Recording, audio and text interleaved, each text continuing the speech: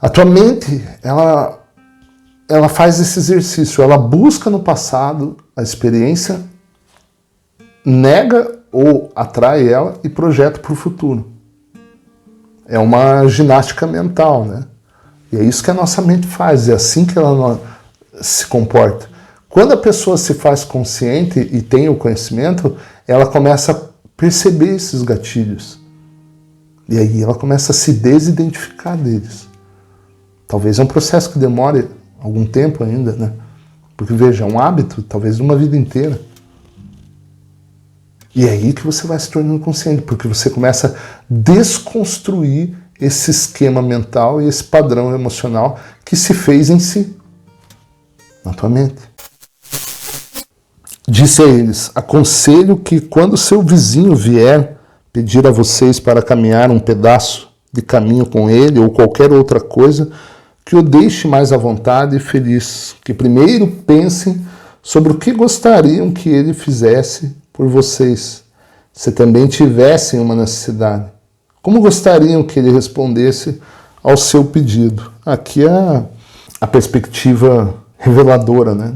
Se colocar no lugar do outro, né? A capacidade de se colocar no lugar do outro, independentemente do momento, né? Tem momentos que é fácil, tem momentos que é mais difícil, tem momentos que é praticamente impossível. Mas esse é o grande ensinamento, né? Quando eu me coloco no lugar do outro, a perspectiva se altera, né? E aí, inevitavelmente, a verdade aparece. Ou me aproximo mais dela, né? Um murmúrio varreu a multidão e pude ver que eles entenderam o que eu estava dizendo. De fato, se seu vizinho pedir para que o acompanhe por 1 milha, façam isto com agrado e estejam dispostos a caminhar por 2 milhas se necessário. Quando recusam algo, as pessoas não percebem, mas enrijecem sua mente e corpo para se protegerem da obrigação de fazerem qualquer coisa que não querem fazer. Colocam em tensão sua mente e corpo, e o Pai, entre aspas, né, também é tensionado e não pode fazer seu trabalho amoroso dentro de vocês. E é deste enrijecimento que surge a doença. Pode ser que encontre alguém em extrema necessidade, que tenha frio ou esteja infeliz e que peça a vocês um manto. Não passem por ele olhando de longe. Aqui ele colocando, né, que como essa atração e repulsão, ela vai comprimindo, né? Ela vai comprimindo a tua consciência humana. Toda vez que a gente repele algo, seja o que for, a gente gasta o dobro de energia daquele sentimento, daquele desejo para atrair. Por quê? Porque você está se defendendo. Então tem que aceitar tudo, Paulo? Não é essa a questão. A questão que nós estamos trazendo aqui situações práticas, né, do dia a dia, e o que acontece por detrás dela.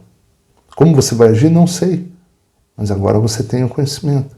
O conhecimento, ele evita o sofrimento social, financeiro, físico, emocional, mental. É isso que o conhecimento vem fazer.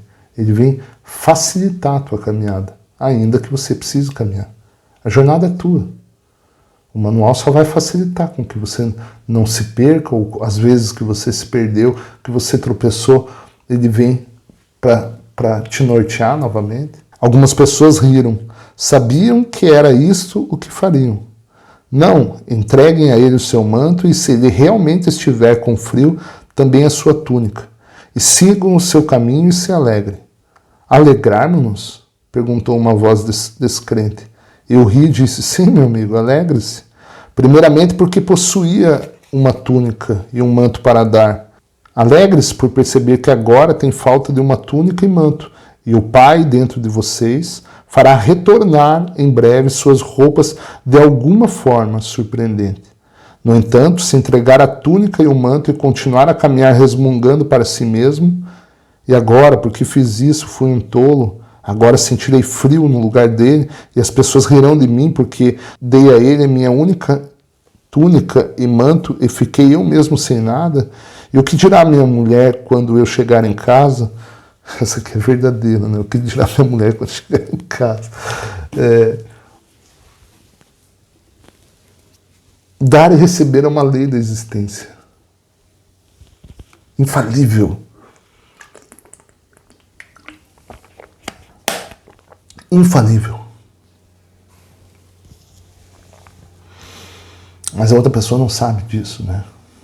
Então ela tenta segurar aquilo para ela de alguma maneira. Ela não se coloca no lugar do outro. Por isso não é um processo mental, né? Não é um exercício, não é um comportamento a passar a ser feito. Mas quando você vai se tornando consciente, esse comportamento já está lá. Em outras palavras, não busque ser bom. Não faça o exercício da bondade, mas esteja consciente. E a bondade vai estar lá. Ela é intrínseca à consciência. A consciência é esse senso de presença, isso que Cristo chama de a consciência divina, ela é horizontal. Como tanto é dito no campo da espiritualidade, que a frase em si ela é parcial, mas quando ela está num contexto, ela fala, todos somos um. Isso é falado muito deliberadamente e há muitos equívocos nesse eco aí. Mas quando tem o contexto adequado, ela cabe. As pessoas concordavam e riam, apreciando a imagem do homem que dá a sua túnica e manto, e em seguida lembra que coisa insensata fez a si próprio. Eu sabia que muitas vezes se privavam para ajudar os outros e lamentavam sua generosidade logo depois. Aqui é como se você estivesse dando um tiro no próprio pé, né? Você foi complacente, você foi generoso ali, e aí dá um tiro no próprio pé, se arrependendo daquele ato de generosidade. Que mostra mais uma vez que você derrapa na tua consciência, que você derrapa no teu egoísmo ali. Um impulso do ego, mas que tem que ser controlado. Esperei por um momento e então falei em voz alta para conseguir plena atenção de todos. Mas eu não disse que colhem o que plantam? Não disse claramente que seus pensamentos, palavras e ações criam sua vida futura? Então o que querem semear para colher, depois de terem dado a túnica e o manto ao estranho? Querem que seus presentes voltem novamente para vocês? Ou querem ficar sem a túnica e o manto durante muito, muito tempo? Porque é isso o que acontecerá se continuarem seus caminhos irritados e chateados, porque doaram suas roupas. Suas palavras e ações selarão, endurecerão como uma rocha a pobreza que trouxeram para vocês por terem doado a túnica e o manto. As pessoas já não riam nem sorriam mais, estavam muito caladas, escutando atentamente. Lembre-se, primeiro faço aos outros o que gostariam que fizessem para vocês, e então haverá paz e contentamento em sua mente e coração, e o Pai poderá fazer o seu amoroso trabalho em seu corpo, mente e coração. Doem e doem abundantemente. E alegrem-se, porque vocês têm presentes para doar aos necessitados, e porque enquanto estão doando, seus dons vão sendo restaurados da forma que mais necessitam. Doem com o coração contente, doem com confiança e com conhecimento de que, onde houver carência em suas vidas, assim fará o Pai, o seu trabalho amoroso com abundância em vocês e para vocês. Nada façam com o coração pesado, porque um coração pesado é o que continuarão tendo. Doem tudo com o espírito alegre, a fim de que tudo em suas vidas traga para vocês somente alegria e iluminação espiritual. Ou seja, o comportamento ele tem que ser totalmente desprovido desse reconhecimento de retorno, né? Porque você sabe isso, mas você não tem que fazer por causa disso. E é harmonioso, né? O trabalho, você já deve ter percebido, toda vez que você ajuda, seja de que maneira for, uma pessoa ou outra pessoa, às vezes você até um ouvinte, né, de estar num momento que a pessoa precisa, há um reconhecimento disso, né? Há uma troca invisível, mas totalmente perceptível. Um homem comentou: isso vai contra a natureza do homem. É natural preocupar-se com o futuro. A roupa é cara, a comida é difícil de encontrar. A vida é uma luta constante. Perceba que ao mesmo tempo que até certo ponto ele fala algo da experiência humana que não pode ser descartado, tem um problema ali, gigantesco. Há uma crença. É aí que a consciência humana, essas crenças, começam a nos cercar como muralhas. Porque isso é uma matéria da tua consciência, entre aspas, né? E isso é o que ela vai reverberar. E inevitavelmente você vai colher. Então, eu sabia que ia acontecer isso. Não é que você sabia. Você já plantou, você já projetou essa inadequação que você está experimentando, seja em que aspecto for, você mesmo já fez. Perceba que você está entrando num campo da consciência, um campo sutil, que precisa de muita atenção, que precisa de muita presença, precisa de muita autoanálise, precisa de muita rivalização e muito aprendizado a partir de si mesmo e de se olhar, né? E de se aperceber, se ouvir. Às vezes sair de si mesmo e enxergar o próprio comportamento. Às vezes eu faço isso constantemente comigo. Sabe vergonha alheia? Não pode ser falado como vergonha alheia porque você está falando de si mesmo, mas é como se fosse, né? Já que você é dual, uma vergonha de um aspecto de quem você é, de um aspecto de quem você se comporta. E esses são os maiores aprendizados, né? Porque você está aprendendo consigo mesmo, com a tua personalidade ali, com um hábito de se comportar, principalmente perante os outros. O ego quer ser reconhecido, ele quer chamar atenção, né? E aí, de repente, você pega algo em você ali que você não gosta, que você não se reconhece mais. E aí dá vergonha. Respondi em voz alta porque ele estava apenas dizendo o que eu sabia que a maioria dos meus ouvintes estava pensando. Mas você não sabe com certeza se amanhã estará lutando para viver. Não sabe se amanhã terá um trabalho esplêndido ou qualquer outra coisa maravilhosa que possa vir para você. Não sabe isso. Mas o que está tornando certo para você mesmo é que não haverá um trabalho maravilhoso ou qualquer outra excelente oportunidade em sua vida, porque você está criando as circunstâncias do seu amanhã. Veja, a tua crença, ela gera uma projeção. E aí, num determinado ponto da tua vida, você busca... Isso eu estou falando tudo num esquema mental, tá? Isso, a entidade é inconsciente disso. A tua mente, ela faz esse exercício, ela busca no passado a experiência, nega ou atrai ela e projeta para o futuro. É uma ginástica mental, né?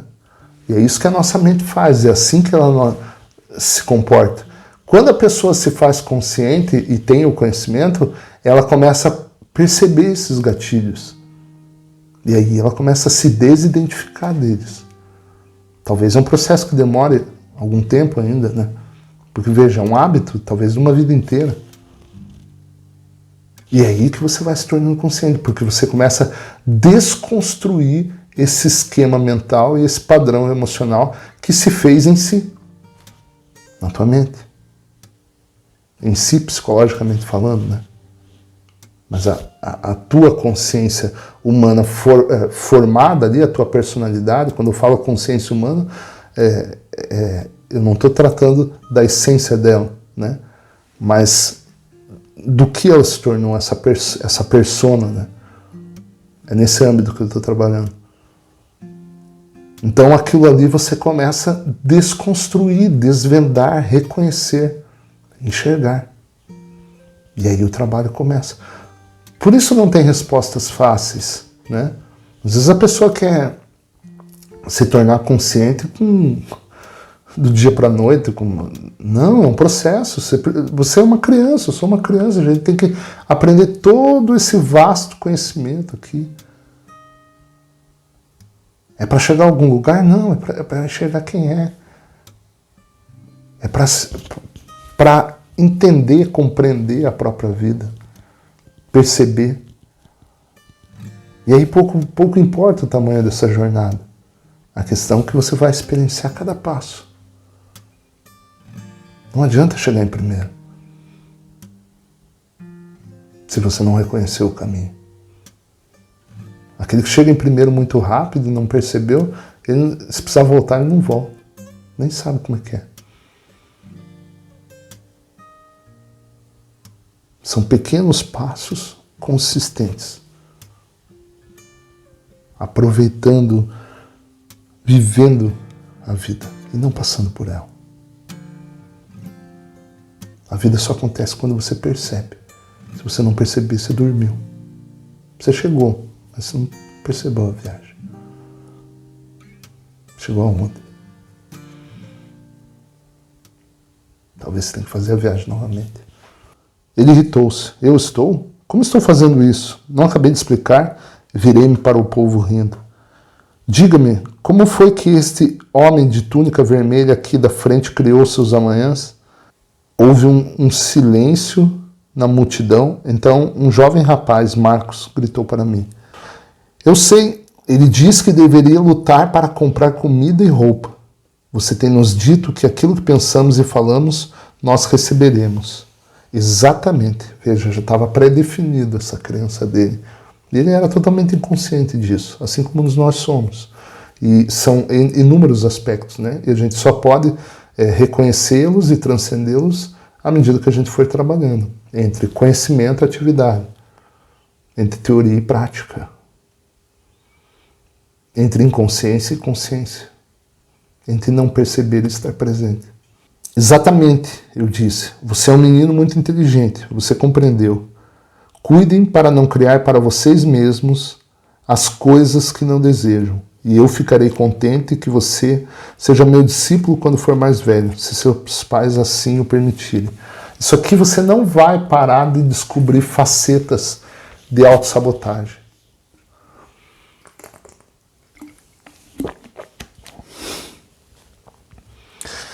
Quando você quando esse conhecimento aqui vai penetrando na tua consciência, na tua mente, você se torna um psicólogo de si mesmo, né? Você denuncia a si mesmo. Então por isso há essa rivalização, esses momentos de pleno entendimento, de plena compreensão, de insights que te enriquecem, de plenitude em solitude, seguido por repugnância de si mesmo, né? Porque você vai estar fazendo determinada coisa, pensando, sentindo, julgando, criticando. É vasto, né? Os nossos comportamentos egóicos. E você não vai querer estar sentindo isso. Ou, pelo menos, não gostaria de estar sentindo isso e saberia que não deveria estar sentindo, mas está sentindo. E o que acontece? Então, há uma rivalização dessa consciência desperta e dessa consciência humana egocêntrica, que direcionou a tua vida inteira, que esteve no comando da tua vida inteira, e você não percebeu. Algumas pessoas riram, mas outras não. Eu via que elas não acreditavam em nenhuma palavra do que eu dizia. Nunca entrarão no reino dos céus, estando angustiados. Se hoje seu dia foi difícil, por que se lamentar por isso? Vocês se sentirão melhor se reclamarem a respeito? Suas lágrimas farão seu dia mais feliz? E se vocês se angustiam pelo seu amanhã, estão carregando de penúrias e fadigas antes mesmo que ele chegue. Por que fazê-lo então? Que bem isto fará para você? Quando é que a ansiedade realizou alguma coisa para você? Como se você pudesse se tornar um homem mais alto, ficando angustiado por ser muito baixo. Aqui, veja, às vezes, aparentemente parece um diálogo superficial, no sentido de muito prático ali, mas ele te traz muitas reflexões, né? Porque isso são verdades da vida, daquela época, da época de hoje que nós estamos vivendo e da existência humana por toda a vida. Porque esse é o exercício do ego. Então, ele está se fazendo de vítima ou se fazendo de herói. Ele está criando uma história. Esses impulsos sempre vão fazer isso, psicologicamente falando. É um impulso que vem para te justificar de determinada situação. Para projetar, buscando nesse passado, nessa experiência anterior, né? E para se defender dela, se não foi agradável, né? Ou para atraí-la, se sentiu prazer. Essa é a atividade desses impulsos. E aqui ele questiona, adianta ter essa projeção negativa? Não resolve nada, né? Isso é só um emaranhado que está ali, né, nesse HD e está colocando como se esse programa já soubesse no que vai dar. Não se fixem naquilo que não possuem. Permaneçam nas coisas que podem ser suas. E se aqui tem 2 C, eu sempre achei que está errado aqui, mas vamos lá. Permanecem nas coisas que podem ser suas se voltarem para o Pai que está em vocês. Se pedirem com perfeita fé, acreditando que receberão, e eu digo sem medo de contradição que receberão, mas devem pedir adequadamente acreditando. Nada receberão se ao pedir questionarem se o pedido teria sido ouvido ou se o Pai estaria com vontade de dar aquilo que desejam. Esta é a forma humana de dar, mas não é a forma do Pai que dá abundantemente e responde às suas necessidades. Aqui ele está falando dessa fé, dessa convicção, e que uma vez que você tem o conhecimento, mesmo sem ele você pode perceber, mas agora você vai saber o motivo, né? Você vai ter a compreensão do que está por detrás dele. A vida vai te provando, né? Ela vai te provando, porque você vai mudando o teu comportamento, você vai mudando a tua percepção, você vê quando você está se auto-sabotando, e aí você começa a se corrigir, lembrando que a mente tua, a minha mente, ela não pode fazer todo esse trabalho de purificação, porque ela é imperfeita. Então ela tem que ser purificada. Quem vai purificar? Você vai se purificar de si mesmo? Não. Você vai se colocar numa condição de auto-entrega através da meditação e das tuas orações específicas, não uma mendicância, né? Mas daquilo que você quer ser inspirado, né? E aí, lógico, inevitavelmente vai ter as análises, o que está motivando determinado pedido. E normalmente esse pedido será horizontal, né? Ele vai ser para a tua família. Esse eu, ele vai sendo descartado. Você vai ver ao longo do teu caminho. Por isso as provas são para você. Aqui são suas placas. O Pai sempre derrama suas bênçãos sobre vocês. A dádiva do alimento abundante, do vestuário, da habitação, dos amigos. Sempre que estejam com a mente e o coração limpos e contanto que confiem continuamente no Pai, como seu apoio de todos os momentos. Eu sempre repito nos meus vídeos, mas eu gosto de repetir. Existem 1000 véus entre você e eu, e nenhum me separa de você. É nós que blindamos esse trabalho harmonioso daquilo que você chama de Deus. Nas cartas você tem um outro nome que não é distorcido como essa palavra tanto foi, né? Que é consciência universal, como a fonte, e a consciência divina como o que é emanado dessa fonte. Você é um fragmento disso. Eu sou um fragmento disso. A nossa essência, né? Não eu, Paulo. Não você, nessa persona. Mas a essência dela que está dentro de você. E está aí. Ela veio fazer alguma coisa. Ela veio cumprir um propósito. Ela veio expressar a si mesma. A sua essência. Se rezam e não percebem, não pensem nem por um instante sequer que não existe Pai ou que o Pai não os escuta. Ao invés disso, devem perguntar-se o que existe em vocês que está impedindo que a obra amorosa do Pai seja feita em vocês e para vocês. A questão é, as coisas não estão acontecendo dentro dessa consciência, dentro dessa percepção agora, não um desejo egoísta do teu pequeno eu ali, mas algo que você quer se envolver e o negócio não está acontecendo. Não se questione nesse sentido de achar que algo está impedindo. É algo em você que está impedindo e não algo externamente, algo internamente. O que é? Tem que revisar nossas motivações ao longo desse caminho. É um caminho titânico. Mas que vai te libertar aos poucos. Às vezes, uma pequena libertação, aparentemente, né, já te dá uma visão, uma percepção panorâmica. Essa é a verdadeira liberdade. Se vão ao altar para rezar ou fazer uma oferta e no caminho se lembram de ter brigado com alguém, retornem e vão a esta pessoa e façam as pazes com ela. Aquilo naquela época, né? Ele estava falando, né? Aqui não cabe para um conceito religioso, mas ainda que for. Então, quando abordarem o Pai em oração, estarão com a mente pura e limpa e serão ouvidos pelo Pai. E o Pai poderá responder dando aquilo que precisam na paz e quietude do seu ser.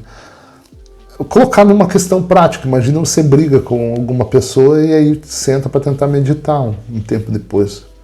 É possível que seja difícil, é possível que você não consiga essa quietude da qual você está buscando. E aí as coisas não acontecem naquele momento. Então, é preciso se despir-se, dissipar, né, essas energias, é isso que vem pôr em conflito a nós mesmos, né? Se ainda não acreditam que o Pai cuida de sua criação, olhem ao seu redor para as radiantes flores nos campos, como são lindas. Considerem o pensamento brilhante de quem desenhou sua forma, sua beleza. Onde vocês encontrariam as cores que vêm em suas pétalas? Com toda a sua sabedoria, o próprio Salomão não foi capaz de ter roupas tão bonitas feitas para eles. Vejam o modo como as flores atraem as abelhas e as abelhas ajudam a carregar as sementes da próxima estação para tornar o seu mundo maravilhoso e produzir alimento. Porque não podem acreditar e confiar no Pai quando o mundo ao seu redor foi planejado, desenhado e cuidado de uma forma tão maravilhosa? Que mundo é esse externo planejado, né? Harmonioso, colaborativo, generoso. É o mundo do Pai. Não tem um homem ali, não tem a consciência humana que é incapaz de fazer isso na magnitude e na perfeição divina. E uma pessoa que vai se tornando consciente, ela vai percebendo esse mundo. Por isso os valores vão mudando.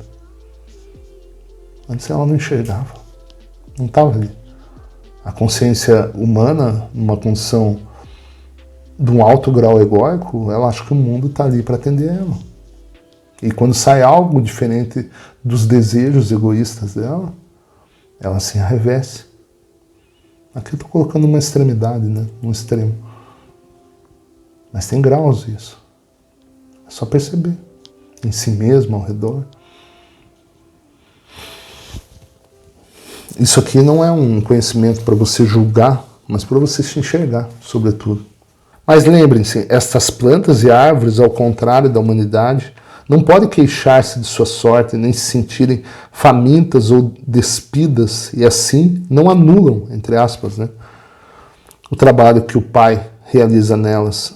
São vocês, com suas contínuas queixas e palavras a respeito do que falta a vocês, sua agressão contra os demais, a sua insistência em querer retalhar, suas críticas e calúnias, que produzem em consequência a sua carência e suas enfermidades, de forma consistente dia após dia. Ou seja, tudo aquilo que você espera da vida, a vida acaba lhe dando.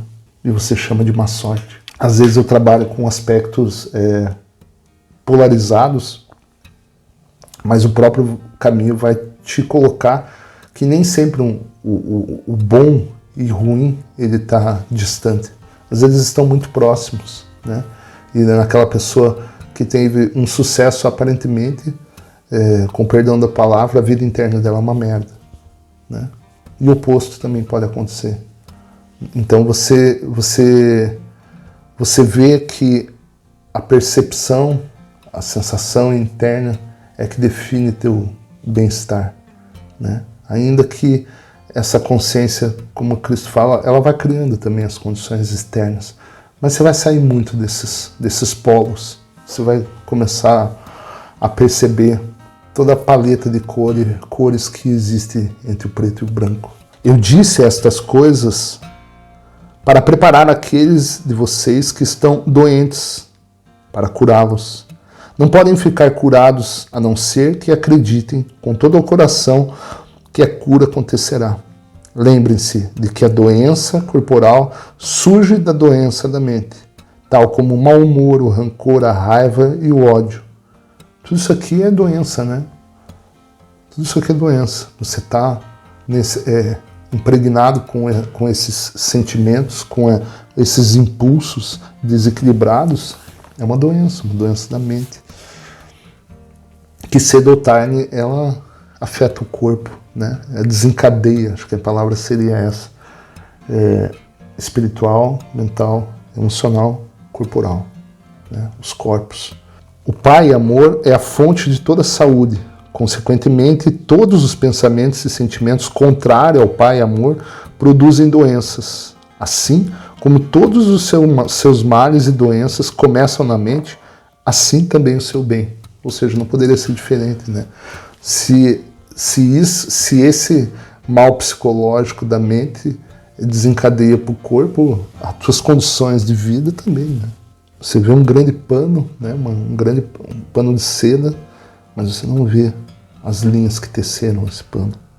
Assim é todo esse plano cósmico, espiritual, humano, consciência. Cuidem do vizinho como de vocês mesmos. Abençoem seu vizinho quando surgir alguma disputa. Rezem por ele quando for duro com vocês. Ajudem-no de qualquer maneira que puderem e a qualquer momento, mesmo que ele vire o rosto para vocês, porque então estarão construindo o bem em suas mentes e pensamentos, e boa será a colheita de suas semeaduras. Mas não porque é o certo a fazer, não, porque você teve a capacidade de se colocar no lugar do outro e compreender. Eu sei que isso é titânico, mas é isso que vai fazer você desarmar o teu próprio impulso, que vai causar o teu infortúnio ali na frente, seja em que aspecto for. E ainda mais, vocês estarão harmonizando suas mentes e colocando-as em sintonia com o Pai, que está em vocês, que é o amor perfeito. Nestas condições, o Pai pode fazer o seu perfeito trabalho amoroso em vocês. Eu acho que uma das etapas mais gratificantes desse caminho é quando a pessoa se coloca no espelho e assume a culpa por tudo que acontece na vida dela, por tudo que aconteceu, por onde ela se encontra, por que ela está ali. Ainda que ela não saiba responder na totalidade esses questionamentos internos, né? Mas ela perde a capacidade de apontar. Isso é transformador. Isso te dá um uma nova amplitude de consciência. Ainda que você não consiga, por si mesmo, transcender alguns aspectos. Mas agora você reconhece. O primeiro passo foi dado. Quando terminei de falar, as pessoas traziam os seus enfermos para mim, e de acordo com a sua fé, eles foram curados. Hoje eu estendi um pouquinho mais, porque aí eu terminei a carta 2 e eu vou iniciar a carta 3. A carta 3, eu acho ela fenomenal, ainda que ela fale, ainda que ela trate das experiências de Cristo, elas são muito importantes para tecer os fios lá na frente da carta 4, que daí já vai se aprofundar em âmbitos mais profundos ali. Nós vamos falar lá para frente, não é o momento de falar dela ainda. Mas a 3 ainda ela tá na toada da 2 aqui, sabe? E são importantes, e aí eu vou fazer as reflexões ao longo dela também, e é muito importante. Então, nem passa pela cabeça de pular nenhuma carta, tá? Lá na frente também eu pretendo ler os textos complementares, tá bom?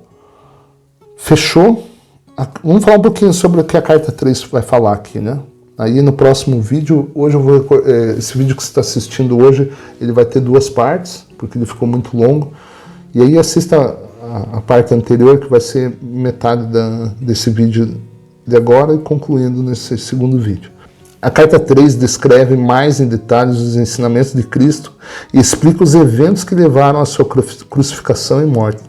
Ele descreve em termos comoventes sua última ceia com os discípulos, quando se viu sozinho em espírito, porque os seus discípulos recusaram-se a acreditar até o último momento que ele seria crucificado. Repetidamente ele foi mal interpretado e percebeu mais uma vez que pouco havia conseguido ensinar a qualquer pessoa durante seus 3 anos de trabalho missionário. Ele estava feliz por ir embora. Eu estou assistindo uma série que é The Choice, acho que é The Choice, não estou falando errado, vou colocar ela aí na tela.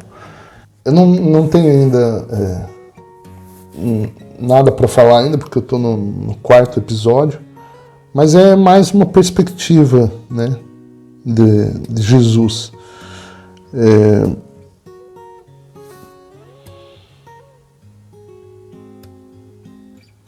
O que eu tenho para dizer assim, ao mesmo tempo que ele veio contar a própria história, ele veio reescrevê-la. Com um conhecimento que está muito para além da mente humana. Por quê? Porque ela não pode compreender. Está para além dessa dimensão, desse mundo, está antes dela. É isso que é a minha percepção. Ou seja, ele veio corrigir e veio ensinar novamente. Mas agora talvez a gente esteja um pouco mais aberto, ou não. Até o próximo vídeo. Valeu!